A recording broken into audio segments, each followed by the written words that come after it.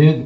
ఎందుకనంటే లోకంలో బైబిల్లోని పెద్ద భక్తులే ఒక సందర్భంలో యాకోబు ఫరో దగ్గరికి వచ్చి నాకు దినములు కొంచెంగా ఉంది, నేను యాత్రికుడనై నేను అనేక బాధలు అనిపించాను అని చెప్తాడు అన్నమాట.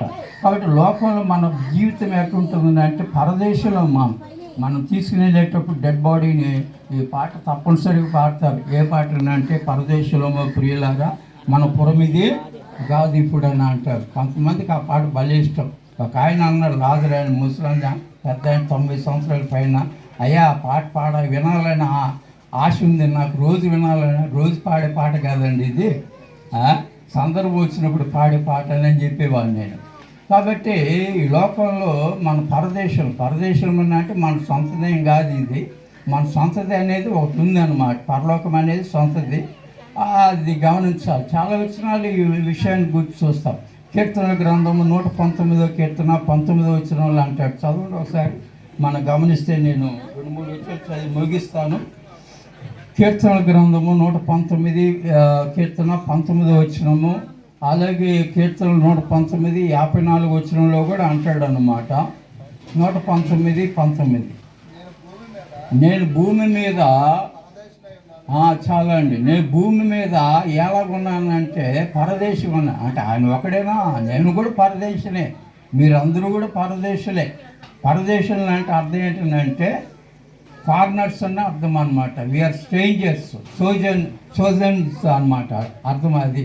కాబట్టి భూమి మీద పరదేశంలో మన ప్రయాణికులం యాత్రికులమై ఉన్నామన్నమాట. దావీదు కూడా అదే మాట అంటాడు.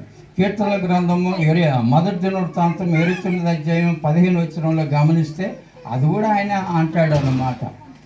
1 దినవృత్తాంతము 29:15 వచనంలో మనం ఆలోచన చేసి నీ సన్నిధిని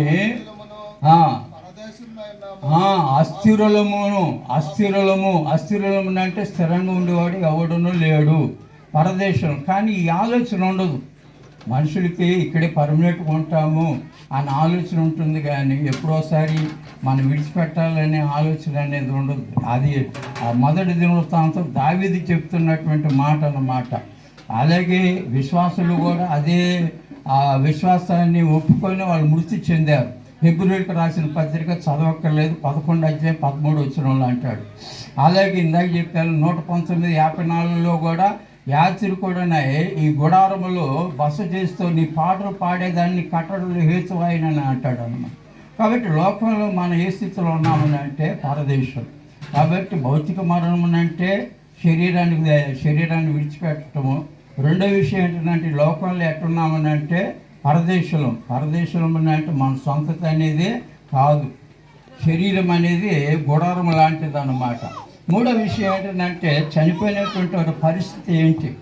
ఏం ఉండదు. చనిపోయినటువంటి వారి పరిస్థితి అక్కడ ప్రార్థన ఉండదు, ఆరాధన ఉండదు, ఏం ఉండదు. ఏదన్నా దేవుని ఆరాధించాలన్నా, దేవుని సేవ చేయాలన్నా, సువార్త పని చేయాలన్నా, దేవుని పని చేయాలన్నా ఈ లోకంలోని దేవుడు అవకాశం ఇచ్చాడు. కానీ చనిపోయిన తర్వాత నువ్వైనా కానీ, నేనైనా కానీ, అబ్రహం అయినా కానీ, ఎవరైనా కానీ చేసేది ఏమీ లేదు. భజన లేదు, ప్రార్థన లేదు, ఏముండదు అక్కడ. కీర్తన గ్రంథము 6